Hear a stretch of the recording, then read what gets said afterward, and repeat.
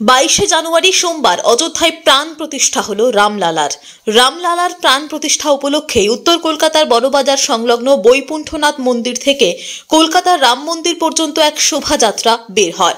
এদিনের এই শোভাযাত্রায় উপস্থিত ছিলেন শুভেন্দু অধিকারী সহ 15 থেকে 20,000 সনাতন ধর্মী জনতা ছিলেন মিছিলে।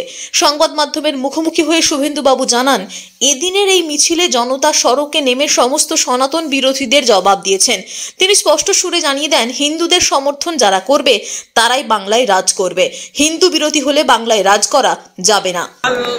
बहुत मशहूर राम मंदिर है 82 इयर्स।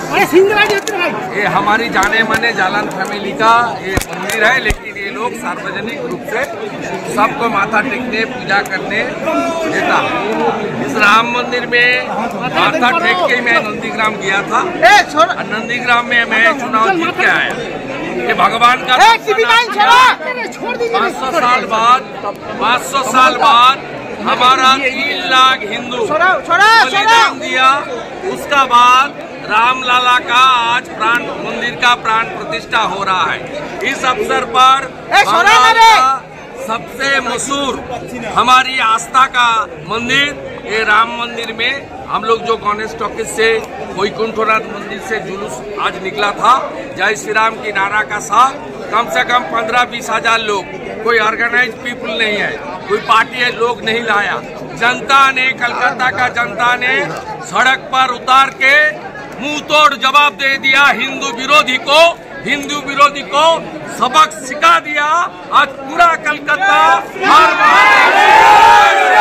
কলকাতা থেকে নিজস্ব প্রতিনিধির রিপোর্ট, টিভি নিউজ 10।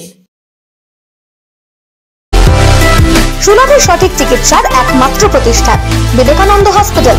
24 ঘন্টা emergency service, blood bank, trauma care.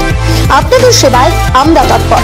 গুণমান ও পরিষেবায় দুর্গাপুর বিধাননগরের ডক্টর জাকির হোসেন এভিনিউর বিবেকানন্দ হসপিটাল শিল্পাঞ্চলের মানুষের মন জয় করেছে। সবার আগে খবরের আপডেট পাওয়ার জন্য সাবস্ক্রাইব করুন আমাদের ইউটিউব চ্যানেল এবং ক্লিক করুন বেল নোটিফিকেশন আইকনে।